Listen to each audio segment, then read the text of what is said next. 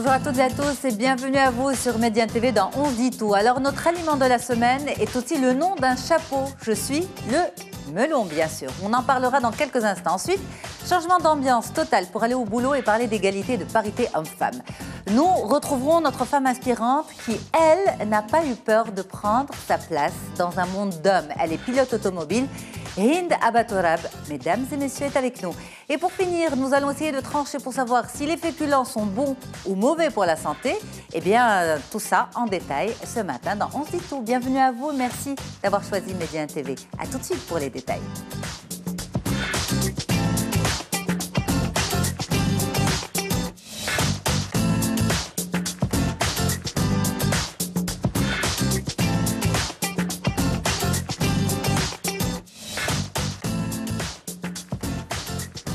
Merci à tous d'être avec nous ce matin sur Média TV dans On se dit tout. Beaucoup de sujets, nous allons parler de parité, nous allons parler de course automobile, nous allons parler de féculents et même de melons. Et tout ça, c'est tout de suite sur Média TV dans On se dit tout. Mesdames, merci beaucoup d'être là.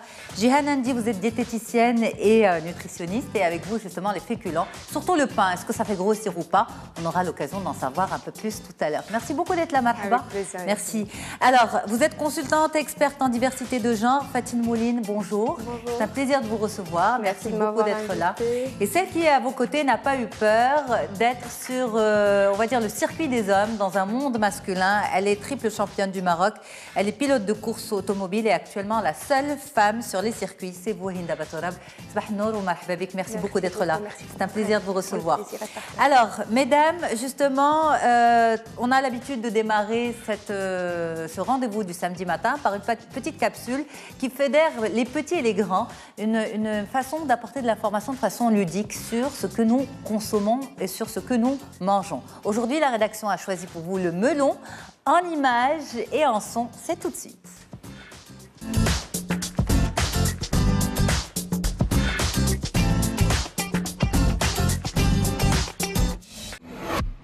Avoir le melon, c'est être prétentieux et gonflé d'orgueil. Mais ce fruit a-t-il vraiment la grosse tête? Dès son arrivée chez les Romains, le melon a connu un grand succès. Puis l'ensemble du bassin méditerranéen fut conquis par ce fruit. Au Maroc, il existe 3 variétés principales. Le Galia ou Souihla, de forme ronde et de chair très claire qui se distingue par son goût très sucré. Le melon canari, de couleur jaune et de chair blanche, est moins parfumé mais plus juteux. Le type charentais, de couleur verte, reconnaissable à sa chair orange, sucrée et juteuse. Sa richesse en eau nous donne une bonne hydratation. Le peu de calories qu'il contient en fait un aliment minceur des plus délicieux. C'est une source de vitamine A et de vitamine C. Il protège notre système immunitaire et diminue les risques de maladies cardiovasculaires. Il est ainsi idéal pour soigner les rhumes en cette saison. Très riche en antioxydants, c'est un aliment efficace pour ralentir le vieillissement. Il permet également de contrer les effets de la pollution. En bonne source de fibres, le melon facilite le transit et régule le cholestérol dans notre corps. On retrouve le melon en cuisine dans ses différentes variétés. En salade, accompagné de citron vert, en confiture, mais également en jus, mélangé à autant de fruits que vous souhaitez. Découvrez-le aussi en sorbet. Consommez-en en cette saison parce que le melon, c'est vraiment bon. Allez, retour plateau justement. Et moi, je pensais vraiment que le melon, c'était une histoire d'un fruit d'été. Et visiblement, eh bien, ça peut même aider à guérir un rhume. Vous êtes d'accord, Jeanne? Oui, bien sûr. À partir du moment où on a beaucoup de vitamines, on a des minéraux, des antioxydants, ça aide à booster le système immunitaire. Donc forcément... Vous confirmez? Je confirme. Vous penserez plus souvent au melon, Fatine, pour soigner un rhume? Pas jamais. Jamais, mais maintenant, vous y pensez? Mais maintenant, plus? oui. Voilà, oui, tout à fait. Hind, c'est quelque chose? Non plus, j'ai jamais pensé à ça. C'est ça, complètement. Ouais. Oui, c'est une très bonne chose. Et on trouve apparemment du melon maintenant. Vert. Le vert. Et mais on va dire que c'est peut-être la variété la plus adaptée à la saison.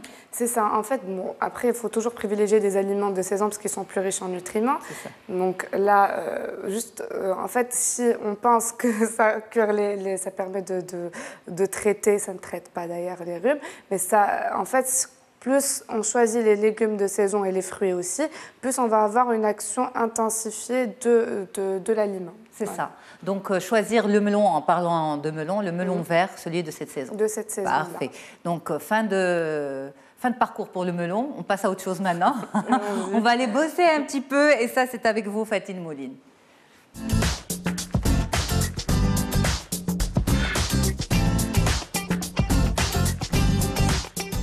Alors, vous êtes consultante experte en diversité de genre et avec vous, nous allons parler d'égalité et de parité au travail. Où en sommes-nous véritablement au Maroc? Eh bien, vous allez nous dire tout ça dans quelques instants. Juste après, on va regarder, en fait, nos équipes sont allées à la rencontre de différentes personnes à l'extérieur pour savoir ce qu'elles en pensent véritablement de cette question. Et on va voir ce que vous, l'experte, en pensez véritablement aussi. On regarde. Moi, je pense qu'il y a une certaine parité, de toute façon. À vrai dire, là, donc, je connais quelques entreprises marocaines. Je n'ai jamais vu un truc discriminatoire entre hommes et femmes. Que ce soit dans l'industrie, ou bien dans le commerce, ou bien dans les services publics, tout ça.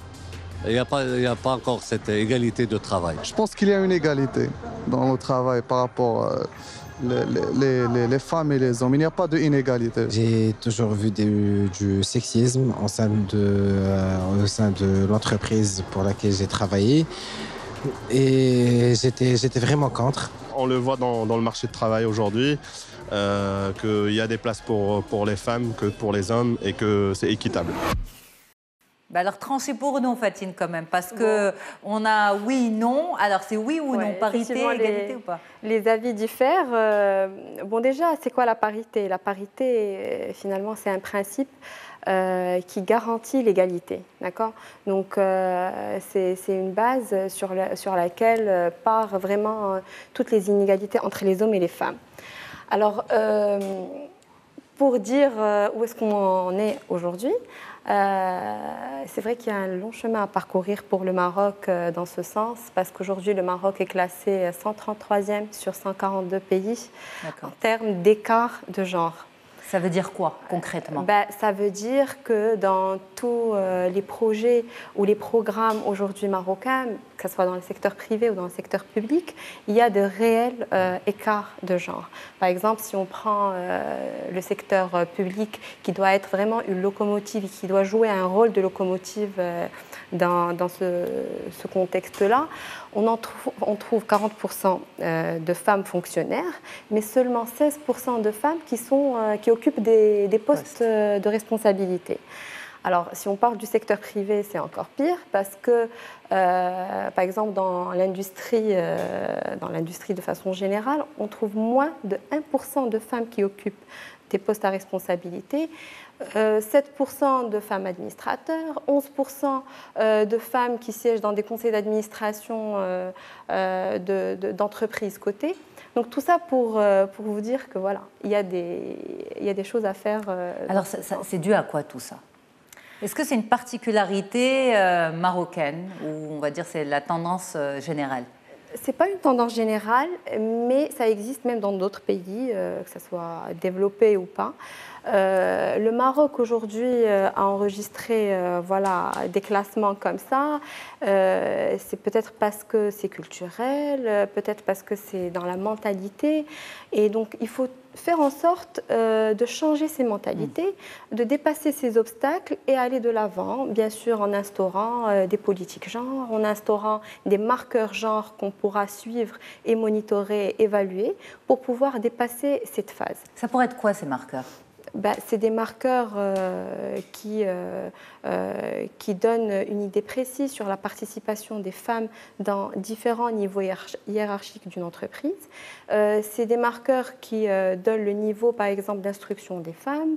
Donc vraiment, c'est des marqueurs qu'on pourra suivre, que ce soit dans le secteur privé ou public, pour pouvoir, comme j'ai dit, dépasser ce blocage, c'est ça.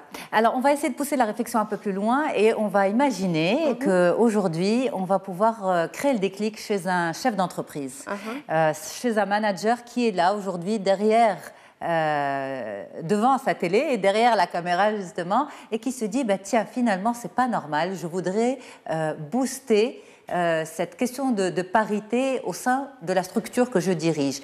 Par quoi il devrait commencer? Et je dis bien il parce que vous dites que la plupart ce sont des hommes. Alors, l'égalité favorise déjà la croissance de l'entreprise. Ça a été prouvé. Toutes les études qui ont été faites prouvent que, voilà... Même si les hommes pensent que, par exemple, les femmes vont travailler moins parce qu'il y a les enfants, les congés maternité, les enfants qui tombent malades. Non. Les équipes mixtes donnent de meilleurs résultats, de meilleures performances financières pour l'entreprise. Les équipes mixtes permettent à une entreprise d'avoir une meilleure stabilité, à avoir vraiment une meilleure résistance au retournement du marché. Donc vraiment, quand on a des équipes mixtes et on offre aux salariés des chances égales, c'est clair que les résultats sont meilleurs. Voilà. Alors justement, ce patron, vous pouvez lui dire quoi? Comment s'y prendre? Alors, bon, comment s'y prendre? Il y a une approche de genre qu'on peut mettre en place, comme toutes les approches stratégiques d'une entreprise. Donc, il peut très bien commencer par déjà voir quel est le résultat actuel, c'est-à-dire quel est le pourcentage d'hommes et de femmes au sein de son entreprise, essayer de mettre en place des process qui permettent aux salariés femmes et hommes d'avoir les mêmes chances, les mêmes droits au sein d'une entreprise. À commencer par le salaire peut-être? À commencer par le salaire, par l'accès aux postes à pouvoir aussi. Et voilà, je suis sûre et certaine qu'après 2-3 ans, ces résultats vont changer. Ouais. Le manque à gagner, moi je vous parle d'une étude qui a été faite par le FMI. Le manque à gagner et qui en découle de la diversité et peut atteindre les 27% du PIB d'un pays. Donc juste pour avoir une idée sur... Il y a tellement d'études et il y a tellement de preuves. Pourquoi ça bloque encore? Il y a quelques semaines, on avait une grande scientifique marocaine, scientifique reconnue à l'échelle internationale, et on discutait aussi de la disparité, de l'absence des femmes dans le monde de la science à l'international. Ouais. Et justement, on disait que moins de 30% des femmes scientifiques, enfin, que ce groupe global n'a que 30% de femmes scientifiques dans le monde. Et donc, comment on peut expliquer que finalement, malgré toutes ces preuves, tous les secteurs sont pratiquement concernés par, à part le secteur peut-être du service, mais... Non, détrompez-vous, parce que les secteurs du service aussi. Dans ces secteurs-là, on remarque vraiment des grandes disparités. Justement, je crois que c'est ce manque de conscience, ce manque de sensibilisation fait qu'on a toujours des pourcentages très faibles de femmes. Parfois, ça ne vient pas uniquement des managers ou du management, parfois ça vient aussi de la femme. Elle s'auto-censure en fait à l'accès à des postes de responsabilité, à la gestion, à la mobilité. Donc il faut quand même avoir ce travail aussi sur les femmes, les sensibiliser et les booster un peu pour pouvoir aller de l'avant. Eh ben, c'est pour ça que nous sommes là. Et c'est pour ça que Hind Abatourab est avec nous aussi. Vous êtes vraiment, Hind, dans un monde d'hommes. Est-ce que vous vous sentez singulière, particulière, ou quand vous êtes sur le circuit automobile, c'est la même chose? Bon, au début, pour moi, ce n'était pas facile d'être la seule femme, surtout dans un sport, comme vous savez, un sport très dangereux et tout. Mais avec le temps, après 10 ans d'expérience, je me suis habituée. Pour moi, une fois que tu mets ton casque, ça y est, tu montes dans ta voiture, il n'y a pas de différence. Tu es pilote? Je suis pilote de course automobile. C'est ça. En fait, quand vous dites il n'y a plus de différence, tu es pilote et pas femme ou homme. Exactement. Il n'y a pas de... Mais on va dire comment on les appelle, ceux qui sont sur le circuit avec vous? Vos coéquipiers? Non, ce pas des coéquipiers. Des concurrents. Vos concurrents, voilà. Ouais. Ils vous perçoivent comment? Bon, comme Mme Fetine a dit tout à l'heure, les mentalités se diffèrent. La plupart des gens n'acceptent pas qu'une femme soit au circuit, ou bien surtout lorsqu'elle gagne. Ça leur dérange des fois. Et en contrepartie, il y a des gens vraiment qui n'ont pas de problème. Hommes, femmes, que le meilleur gagne, il n'y a pas de problème. Femme ou homme, donc il n'y a pas de problème. Alors, on va revenir justement sur votre parcours dans un petit moment. Jihan Indy, justement, là encore, je vous propose cette question. Quand on bosse seul, on n'a pas ce problème de parité? On n'a pas ce problème, bon, non, mais après, moi, ce que je remarque, parce que je bosse aussi dans des structures, des établissements de soins, où j'ai plus affaire à des femmes, des infirmières, des aides-soignantes. Il y a beaucoup plus de femmes infirmières et aides-soignantes que d'hommes. Donc, ça fait que je suis tout le temps, je travaille tout le temps avec des femmes plutôt qu'avec des hommes. Donc là, c'est plutôt l'inverse dans mon cas, mais voilà, c'est comme ça que je le vois. Alors, on a des questions de téléspectateurs pour vous. On y va. Alors, voilà, Chama vous dit, est-ce que la loi marocaine impose aux employeurs le respect de la parité au travail? Tout à fait. Aujourd'hui, on a des textes de loi qui nous imposent à respecter justement cette égalité. Après, leur mise en œuvre et leur pratique sur le terrain n'est pas forcément garantie. Mais c'est vrai qu'aujourd'hui, les textes de loi sont là. D'ailleurs, le Maroc est accompagné par pas mal de conventions bilatérales avec d'autres pays sur ce volet-là. C'est des coopérations en fait, qui l'aident à mettre en place et à instaurer un cadre juridique pour justement le respect de cette parité, de cette égalité. Et pourtant, ça ne prend toujours pas. Non, alors, je ne dis pas qu'on est vraiment à zéro, quoi. Mais aujourd'hui, on commence à mettre en place vraiment des programmes dédiés au genre et sur tous les programmes de développement qui sont lancés par des ministères au Maroc, on a commencé à inclure ce marqueur et ces indicateurs genre. Donc voilà, ça commence à prendre forme. On se donne rendez-vous dans combien de temps pour évaluer, pardon, lapsus, pour évaluer, je voulais dire. Pour évaluer, en fait, l'évaluation se fait quasiment après chaque programme, se fait de façon continue. Okay. Mais comme je vous ai dit, c'est des classes, on est très très mal classés. Donc pour réévaluer, ça va nous prendre un peu de temps pour nous voir un peu dans des classements un peu de temps, 5 ans, 10 ans? Non, 5 ans, oui, ça serait. 5 ans, ça serait. Je pense qu'on sera mieux, beaucoup mieux. Ben, voilà. On l'espère. Alors, on a une dernière question pour vous. On dit, je travaille dans la communication. On dit, non, c'est Dries qui dit, je travaille dans la communication et dans notre domaine, il y a une majorité de plus en plus féminine. Peut-on dire que nous échappons à la règle de l'égalité homme-femme dans ce cas? Alors justement, ça c'est parce qu'on a ça c'est des mentalités. On a des métiers qui sont plus féminisés et d'autres masculinisés. C'est-à-dire quand on rentre dans une entreprise d'automobile, on trouve quasiment pas de femmes. Et quand on part dans des milieux de communication, de marketing, on trouve presque des femmes. Et c'est sur ces types de mentalités qu'il faut travailler en fait. Donc, effectivement, dans un milieu de communication, on trouve de plus en plus de femmes. C'est vrai. Merci beaucoup, Fatine Mouline, d'avoir été avec nous. Vous êtes consultante, experte en diversité de genre et on espère vraiment avoir créé le déclic chez certains de nos téléspectateurs, notamment les managers. Vous l'avez bien dit, l'entreprise a tout à gagner en développant et en mettant en place la parité genre.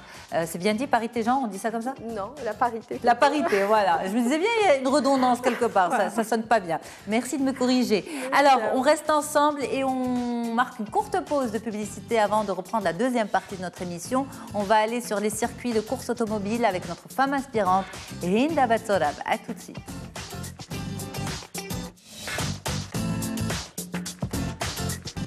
Allez, nous sommes avec vous sur Médien TV dans 11 10 tours. On espère que vous êtes bien installés. On continue cette émission de ce samedi matin.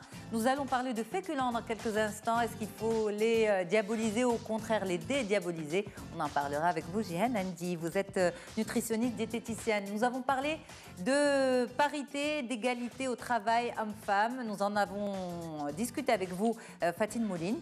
Et pour l'heure, place à la femme inspirante de cette semaine.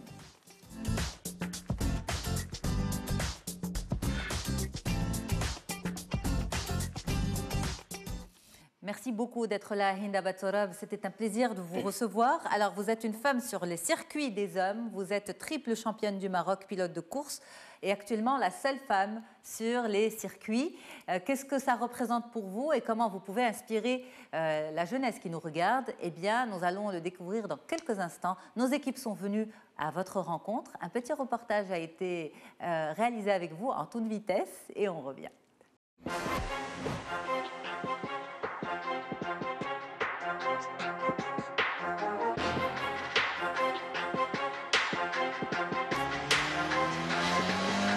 هند Abatourab, je suis maman de 2 enfants, je suis passionnée de courses automobiles. Je suis d'origine d'El Jadida, donc j'ai fait mes études là-bas.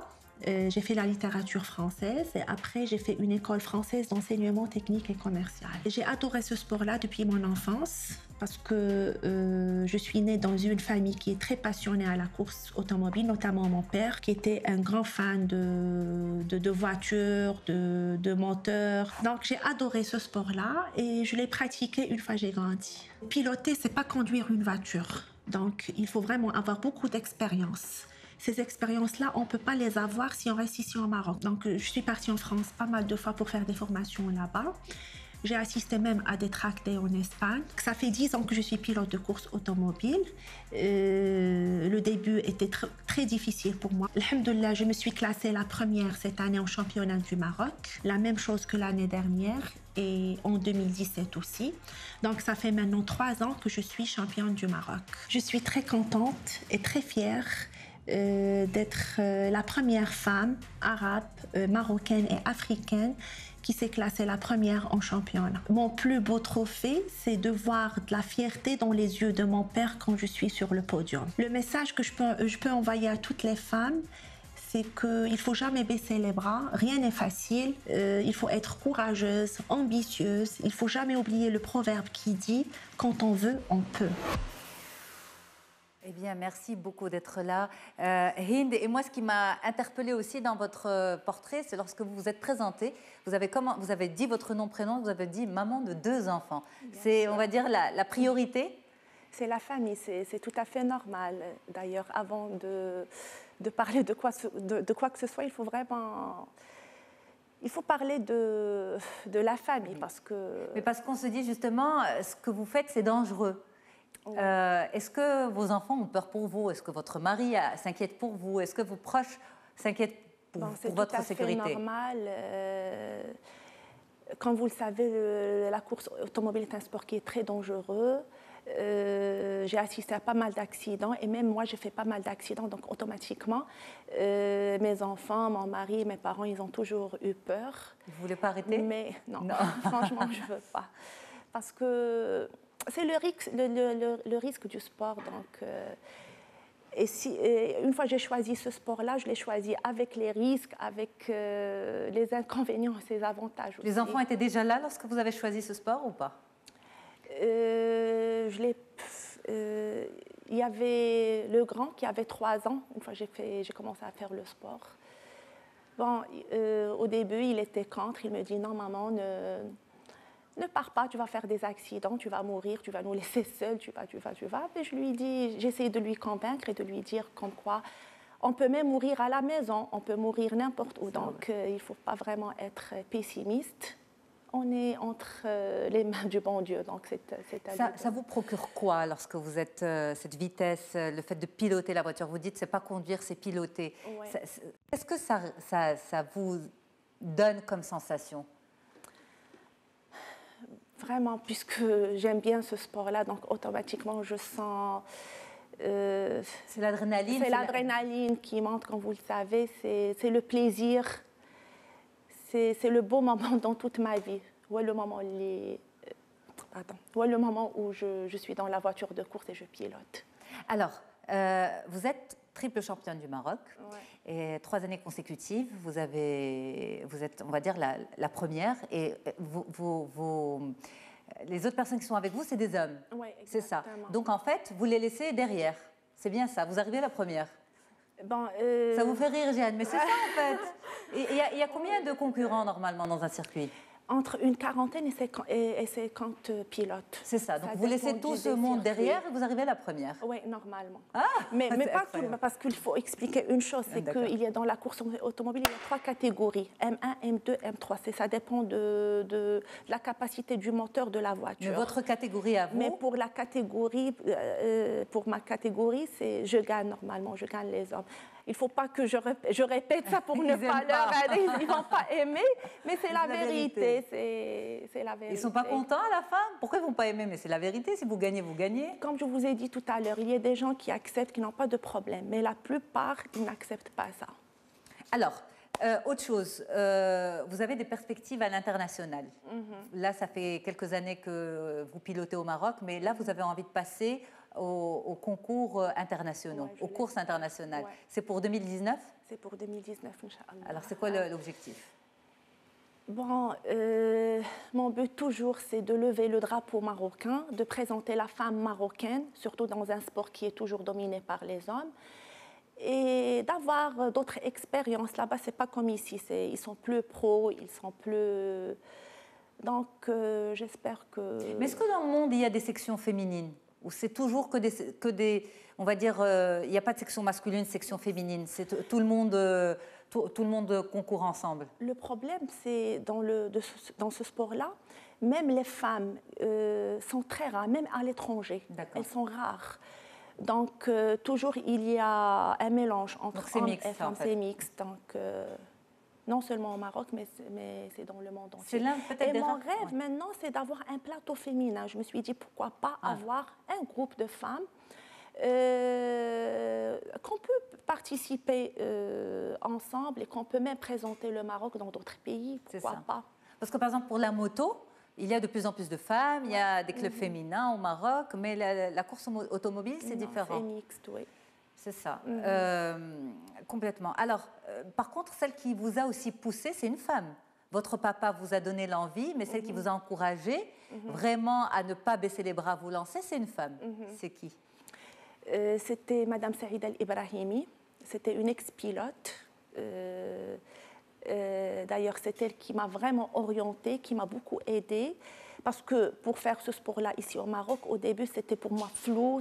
Il y avait vraiment des choses que je ne savais pas. Et c'est grâce à elle que au début, je me suis inscrite dans son club. Et après, ça y est. Donc finalement, il faut aussi des femmes pour encourager les femmes, c'est important. Oui, il le faut. C'est ça. Alors, je reviens à vous, Fatine Mouline, justement. On l'a bien vu dans ce sport, il n'y a pas de parité. Il n'y a pas de section féminine, il n'y a pas de club féminin. C'est surtout des clubs masculins et les femmes peuvent venir aussi. Donc ça devient, on va dire, des clubs mixtes. Est-ce que c'est un cas d'école pour vous ou pas? Déjà, le fait d'avoir cette mixité est très bien parce que ça crée un esprit de compétition et de challenge. Donc, le fait que voilà, Hind nous dit que ouais, je suis arrivée en premier, c'est très bien. Et c'est d'où l'importance d'avoir des équipes mixtes et diversifiées. D'accord. Mais voilà, mais dans un sport, normalement, on sait que dans les sports, il y a des sections purement hommes et d'autres purement femmes. Mais là, se dire qu'il n'y a vraiment pas eu cette création-là, ce développement-là, c'est que ça reste quand même un sport très, très masculin. Quand même. Ça reste un sport très, très masculin, mais ça dépend surtout de... Ça vous attire comme sport ou pas? Pas forcément, parce que ça reste dangereux quand même. Mais j'adore voir les courses automobiles. J'aime beaucoup. Jihan, ça vous attire comme sport ou pas? Pas spécialement. Pas spécialement, non. C'est ça. Je trouve ça très bien qu'elle ne se laisse pas intimider, que ça ne la décourage pas de fait d'être tout le temps entourée d'hommes, et au contraire, que ce soit un carburant pour montrer que comme quoi je peux le faire moi aussi. Je trouve ça vraiment très cool. Mais ça serait bien d'avoir plus de femmes aussi. Comment vous pouvez les attirer vers ce sport? Qu'est-ce que vous pouvez leur dire? Qu'est-ce que vous pouvez dire, par exemple, à Fatine pour l'amener vers ce sport automobile, et Jihan aussi, et puis moi éventuellement? Je sais, mon rêve, c'est d'avoir vraiment, comme je vous ai dit tout à l'heure, d'avoir un plateau féminin. Pourquoi pas? Parce que mon rêve d'avoir de voir des concurrentes femmes, pas hommes seulement. Bon, je sais pas, c'est un sport il est dangereux, c'est vrai, mais quand même, on joue avec des normes de sécurité. Donc... Mettre à fauche. Mettre à fauche. Juste venez.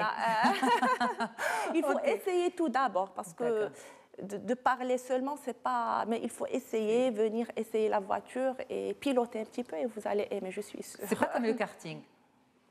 C'est presque... C'est pas la même chose, mais bon, c'est... Plus intense. C'est plus intense, c'est plus intense. Pour avoir un avant-goût. Voilà. Allez, Hind, on a des questions pour vous. C'est une jeune femme de Tanger, Jamila, qui vous dit comment s'est développée chez vous la passion pour la course auto? On revient à ce point. Oui, comme j'ai dit dans le reportage, je suis née dans une famille qui est vraiment passionnée de course automobile. Il y avait mon père qui avait une auto-école, donc je suis née dans cette atmosphère-là.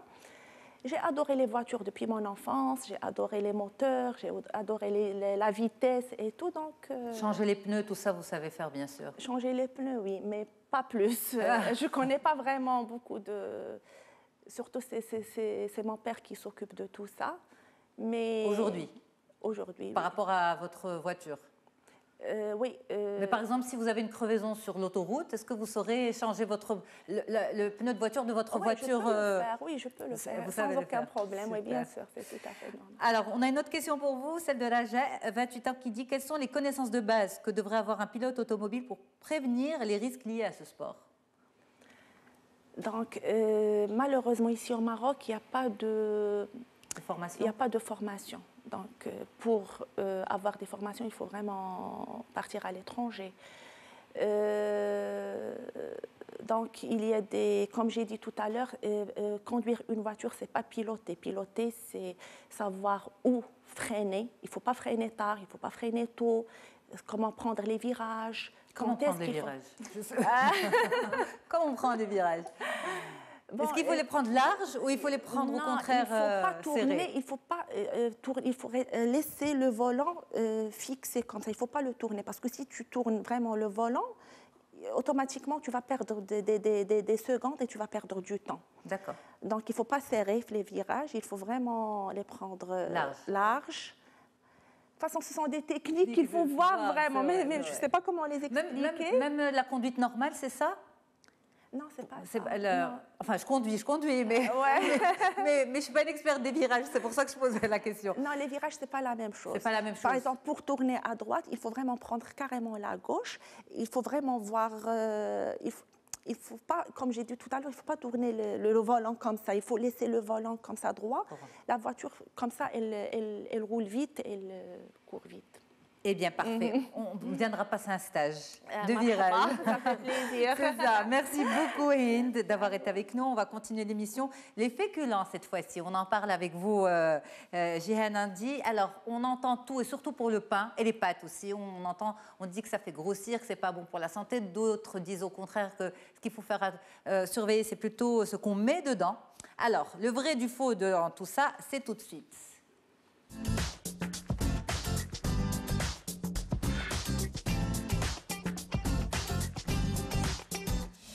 Donc, on va essayer d'en savoir un peu plus sur les féculents avec vous, Jihan. Avant, d'abord, une petite présentation, définition générale, préparée par nos équipes, et on revient. À tout de suite. Une voiture ne démarre pas sans carburant. Il en va de même pour nous, les humains, avec les féculents. On définit comme féculent tout aliment riche en glucides complexes et notamment l'amidon. On distingue trois principales familles de féculents. Les céréales, le blé, le riz, le maïs, l'avoine, et les produits qui en sont issus tels que le pain, les pâtes et les farines. Les légumes secs, pois chiches, haricots secs, lentilles. Les tubercules, principalement les pommes de terre. Le rôle des féculents dans notre alimentation est essentiel. Ils dotent notre corps d'une énergie qui se libère progressivement.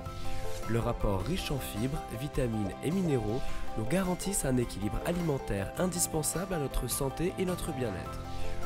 Les féculents procurent aussi un sentiment de satiété qui nous permet d'éviter le grignotage. Assurez-vous de leur présence dans chacun des repas. Ils garantissent l'énergie nécessaire à votre journée. De quoi remplir vos batteries sainement. Alors, ça vous va comme résumé? Est-ce qu'on a besoin justement des féculents comme la voiture a besoin de carburant pour faire la transition avec Hind tout à l'heure? L'illustration est très bonne et le repartage aussi d'ailleurs parce qu'il explique très bien le rôle des glucides, les types de féculents qu'on peut trouver, le fait qu'on doit en avoir à chaque repas, pourquoi, etc. Je trouve que le repartage est très très bien fait. Et donc non, les féculents ne font pas grossir. C'est vrai, on dit que le pain fait grossir.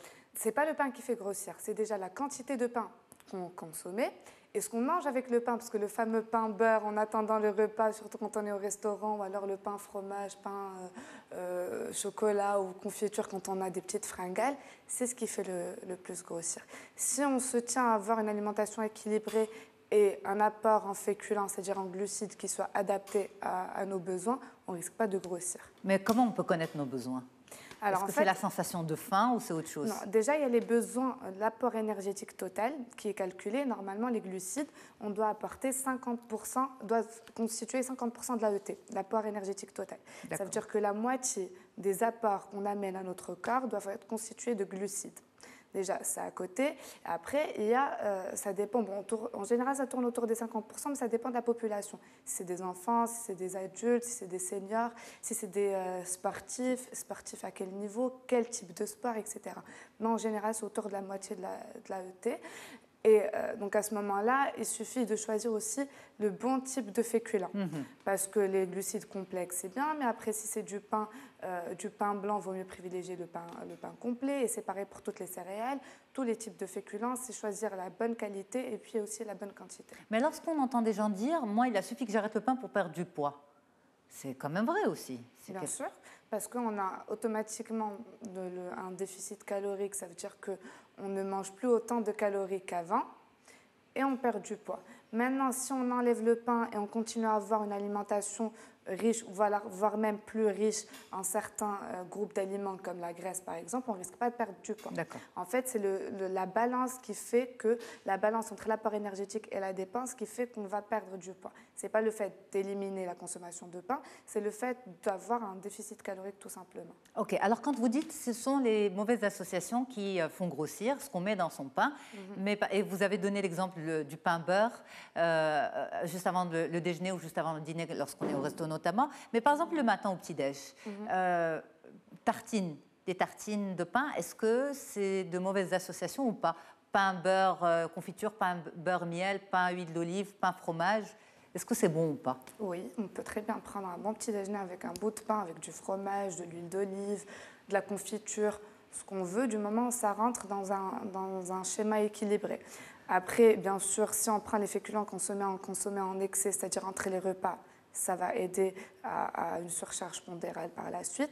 Et puis aussi, quand on parle d'association, il y a aussi ce qu'on met dans les pâtes, parce que les pâtes en soi, c'est pas ce qu'il y a de plus calorique. On parle que de pain, mais il y a aussi des pâtes. Il y a les pâtes, il y a le riz, il y a tout ce qui est féculent. En fait, on a souvent tendance à mettre une sauce un peu plus grasse, beaucoup de fromage.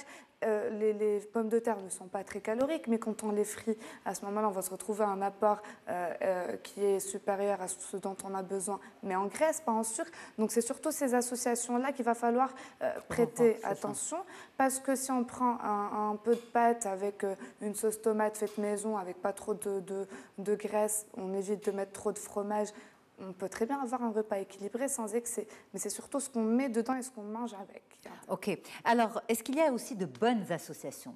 On va dire les associations, le top 5 des associations des féculents. Oui, alors en fait, on a pour les personnes, pour les végétariens, les végétaliens ou tout simplement les personnes qui veulent diminuer l'apport en protéines animales, on a une association légumineuse céréales. Ok. En fait, cette association-là, il faut savoir que la protéine est constituée d'acides aminés. Il y en a qu'on arrive à synthétiser au niveau de notre organisme et il y en a qu'on n'arrive pas à synthétiser.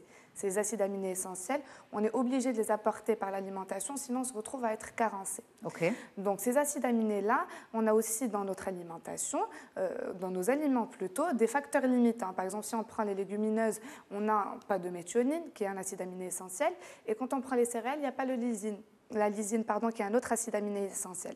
Et comme la nature est bien faite, ce qu'on ne retrouve pas au niveau des céréales, on le retrouve au niveau des légumineuses et vice-versa. Donc le fait d'associer la céréale à une légumineuse de notre choix permet d'avoir l'ensemble des acides aminés essentiels et d'éviter les carences et ne pas prendre de protéines animales. Alors en fait, pour donner un exemple, ça serait peut-être riz complet, lentilles? Voilà, ou alors du pain avec des lentilles, mais en petite quantité, de manière à ne pas apporter un double apport en glucides. Ça peut être par exemple une salade de quinoa et rajouter des fèves et des pois chiches ou des haricots rouges. Il faut juste penser au groupe d'aliments, aux céréales, légumineuses sous n'importe quelle forme. C'est ça, parce que souvent les légumineuses dans la conception alimentaire maghrébine, marocaine, c'est un plus avec une protéine. Or, on oublie qu'il y a des protéines végétales dedans, et donc ça fait une surcharge. pas vraiment en termes de protéines, mais surtout en termes de glucides. Parce que souvent, à part si vraiment on a un gros apport en protéines, mais sinon on va plus penser à la surcharge glucidique qui va être plus responsable de la surcharge pondérale. Mais je vous donne un exemple. Par exemple, souvent on va accompagner le poisson frit avec des lentilles. Et ça, c'est une mauvaise association. Bon, au-delà du... Non, pas forcément. Pas forcément, c'est pas trop, ça ne fait pas beaucoup. Bon, déjà, le poisson frit, j'imagine que... Bon, poisson frit, c'est à consommer avec une grande modération. Mais poisson plus lentilles, ça ne vous choque pas? Non, parce qu'il n'y a pas la même teneur en protéines. Déjà, c'est pas la même déjà, on appelle ça valeur biologique, ça veut dire qu'ils n'ont pas la même biodisponibilité et la même digestion. Ça veut dire que les protéines animales sont beaucoup mieux absorbées que les protéines végétales. Donc à ce moment-là, après, bon, on ne va pas prendre une grande quantité de lentilles avec une grande quantité de protéines. Les féculents doivent toujours être en accompagnement d'un repas équilibré. Ça veut dire que, pour schématiser un peu tout ça, l'assiette doit être constituée à moitié de légumes, un quart de protéines, un quart de féculents. Ça veut dire qu'on ne va pas s'amuser à prendre beaucoup de féculents ou de légumes secs qui sont riches en protéines, plus un grand apport protéique. Là, à ce moment-là, on va avoir des doubles portions. Mais si la quantité est raisonnable, à ce moment-là, on n'a pas de souci à se faire. Alors, est-ce que les féculents, c'est tous les jours ou quelques fois par semaine? Ah non, c'est tous les jours et plusieurs fois par jour même. Et plusieurs fois par jour. Bien sûr. Comme je disais tout à l'heure, c'est 50% de l'apport énergétique total. Après, ce qu'il faut savoir, c'est que il y a des moments où on en a plus besoin que d'autres. Lesquels? C'est-à-dire le matin, déjà. Et puis, il y a des personnes qui font souvent un effort physique ou cérébral à un moment précis de la journée. À ce moment-là, on a des cellules qui sont glucodépendantes, qui sont le cerveau et les muscles. Ils ont besoin de sucre comme substrat énergétique. Tout le corps, mais essentiellement les muscles et le cerveau.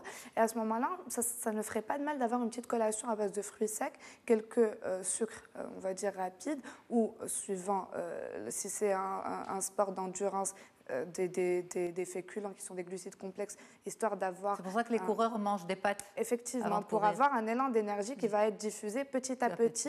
Et dans les sports d'endurance, ça va être plutôt des féculents, des sucres complexes. Quand c'est des sports de force, comme la musculation par exemple, on aura plus besoin de sucre rapide, de l'énergie dont on aura besoin sur le moment. Sur le moment. Et en course automobile, on a besoin de quelle énergie? Concentration, je Concentration, pense. mais... Concentration, courage, vraiment beaucoup. Mais côté alimentation, c'est quoi, on va dire, votre habitude avant une course? Normalement, j'essaie de prendre beaucoup pas beaucoup de sucreries, mais j'essaie pour avoir de l'énergie, je prends des dattes surtout. D'accord. Des fruits. Presque les deux jours de course, je prends souvent des fruits et des dattes pour ne pas... Pour avoir de l'énergie. Fatine? Moi, j'adore les pâtes, comme tous les Marocains. Et puis, surtout avec les enfants, c'est pratique. Ça se mange rapidement chez moi, à la maison. Voilà. Un conseil pour Hind, Jeanne? Oui, en tout cas, c'est un sport en fait qui a besoin de beaucoup de concentration. Donc moi, je conseillerais plutôt juste avant la compétition de prendre des sucres rapides comme les dattes, donc les fruits secs, et surtout de ne pas trop manger juste avant la course pour ne pas avoir des inconforts digestifs et être gêné dans la conduite. À ce moment-là, manger un peu plus léger et bien choisir ses aliments. C'est ça. Vous voulez d'autres questions pour vous? Non, merci. Ça va? Alors, on a des questions de téléspectateurs. D'abord, Hannah qui vous demande « Je suis un régime alimentaire pour me mettre en forme et je me demande s'il est possible que j'intègre les féculents sans qu'ils ne me causent une prise de poids. » Ce qu'il faut savoir des féculents, c'est que, vous le disiez tout à l'heure, c'est un groupe d'aliments qui a été tellement diabolisé, alors que ce n'est même pas la peine de partir dans ce genre de considération, voire même au contraire, parce que quand on prend un repas à base de protéines et de légumes et qu'on n'a pas de féculents, on a faim juste après. On va rejoindre un peu cette sensation de frustration parce qu'on aura envie de manger et on va se contrôler, on va se dire, non, je ne mange pas parce que j'ai envie de maigrir, on va essayer de se contrôler jusqu'au soir. Au soir, au bout d'un moment, on n'arrive plus à se contrôler. Et c'est là où on va faire un peu plus d'écart, manger plus de féculents qu'il ne faut. Alors qu'on se serait contenté d'une petite portion le midi, par exemple, ça ne ferait pas de mal. Au contraire, on va avoir cette sensation de rassasiement, de satiété qui va durer beaucoup plus longtemps. Donc, on ne va même pas penser à grignoter, on ne va pas être dans ce schéma de frustration. Et donc, du coup, ça va entretenir et pouvoir arriver à ses objectifs beaucoup plus sainement et durablement. Alors, la dernière question, c'est quel substitut existe-t-il aux féculents lorsqu'on y est allergique? vous demande allergique aux féculents. Est-ce qu'on peut être allergique aux féculents? Alors, il y a des intolérances au gluten, par exemple. À ce moment-là, on ne cible pas tous les féculents. Donc, il y en a qui sont riches, qui contiennent du gluten, on va les éliminer. Mais il y en a d'autres qui vont, les légumes secs ne contiennent pas de gluten. La farine les pommes de maïs. de terre non plus. Farine de maïs, le quinoa non plus, le riz non plus. Donc, en fait, on ne va pas éliminer tous les féculents. Et on ne peut pas être allergique aux féculents parce que c'est tellement vaste. Tout à l'heure, on parlait des céréales, on parle des pommes de terre, de tout ce qui est tubercule, la patate douce, pommes de terre, topinambour, etc.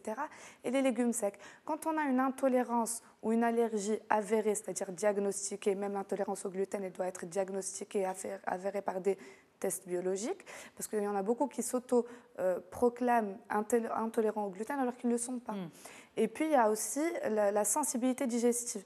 Les légumes secs sont des aliments qui sont très fibreux. Donc, ces fibres-là peuvent être très abrasifs pour les intestins, d'où les inconforts digestifs après la consommation des aliments, des légumes secs. À ce moment-là, il faut juste essayer de déterminer son seuil de tolérance. À partir de combien, par exemple, de cuillères à soupe de lentilles, on va avoir cet inconfort digestif-là pour ne pas l'éliminer complètement de notre alimentation et pouvoir profiter des bienfaits que ça nous offre au niveau de la santé.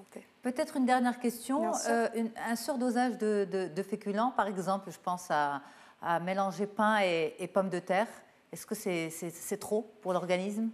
Normalement, oui. Après, ça dépend en quelle quantité. Si on prend 20 grammes de pain et l'équivalent de la moitié d'une pomme de terre, ça ne va rien faire. 20 grammes de pain, c'est plus ou moins combien?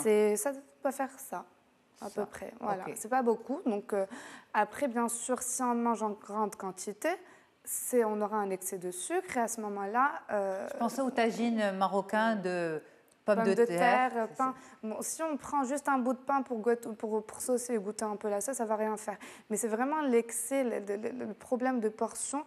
Si on mange en grande quantité, c'est là où le corps ne saura pas quoi faire de ces sucres-là et va stocker. Juste, j'ai oublié de parler d'un élément très très important dans le choix des féculents, c'est l'indice glycémique. On en parle de plus en plus parce que maintenant, on ne parle plus de la notion de sucre rapide et sucre lent, on parle plus de la notion d'indice glycémique. L'indice glycémique, c'est ce qui permet de déterminer, on va dire, la qualité d'un féculent.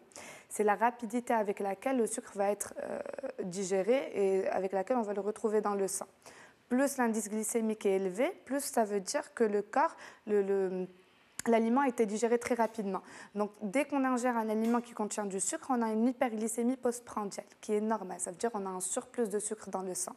Ce qui se passe, c'est qu'on a des capteurs au niveau du sang qui vont envoyer des signaux au cerveau pour dire qu'il y a trop de sang.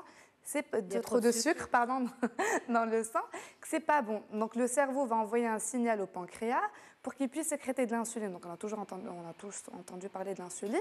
Et l'insuline, son travail, c'est de justement enlever ce surplus de sucre-là pour réguler la glycémie, mais il va le prendre, il va le transformer soit sous forme de graisse et le stocker dans le tissu adipeux, soit sous forme de glycogène, le stocker au niveau des muscles et du foie. Donc plus on va avoir un aliment avec un indice glycémique haut, plus la réponse hyper-énergétique va être importante, plus la sécrétion d'insuline, plus de stockage. Voilà. Eh bien, merci beaucoup pour ce décryptage. J'espère que vous partez avec plein d'infos, mesdames. C'était un plaisir d'échanger avec vous. Hinda Batorab, Fatine Mouline, Jehan Andi, merci à toutes d'avoir été là sur le plateau. Merci à toute l'équipe qui nous a accompagnés pour la réalisation et la production de cette émission. Merci à vous pour votre fidélité. Très, très bonne suite des programmes sur Médien TV. Au revoir, à bientôt.